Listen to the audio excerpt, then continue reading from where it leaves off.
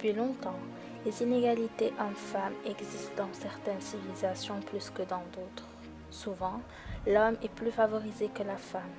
Elle n'a que peu de droits et est soumise à l'homme. Comme nous pouvons le constater dans les anciens films ou publicités, la femme se trouve à la maison, elle s'occupe des enfants et prépare l'arrivée de l'homme, qui travaille. Les tâches à la maison sont également mal réparties. Les femmes pratiquent en quelque sorte des doubles journées, alliant leur travail et l'entretien de la maison, à savoir faire à manger, s'occuper des enfants, faire le ménage, etc.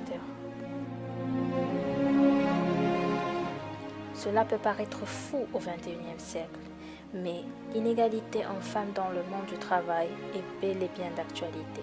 Les femmes touchent en moyenne 20% de moins que les hommes.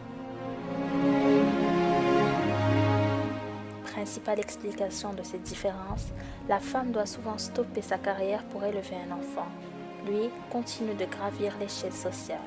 Cet arrêt brutal est d'ailleurs plus souvent subi que voulu par la femme.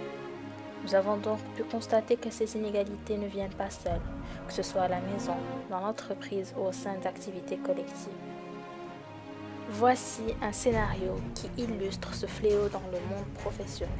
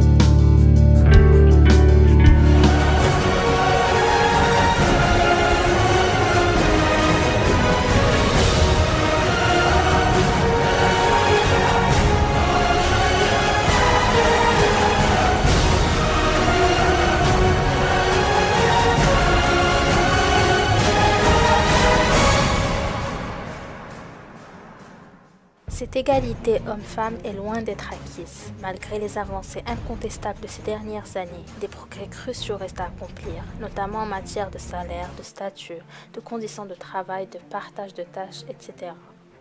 Voici des propositions afin de faire avancer l'égalité entre les femmes et les hommes. Tout d'abord, il faut instaurer une égalité salariale. Aujourd'hui, l'écart entre les salaires masculins et féminins est de 27%. Alors appliquons le principe à travail de valeur égale, salaire égal et carrière égale. Ensuite, il faut faire une conciliation des temps de vie et implication des hommes.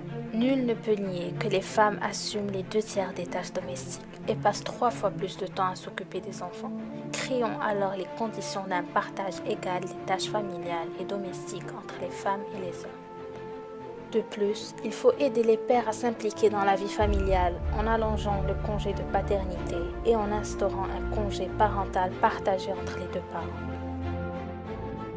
Alors osons le changement, stop au sexisme, égalité homme-femme, c'est pour maintenant.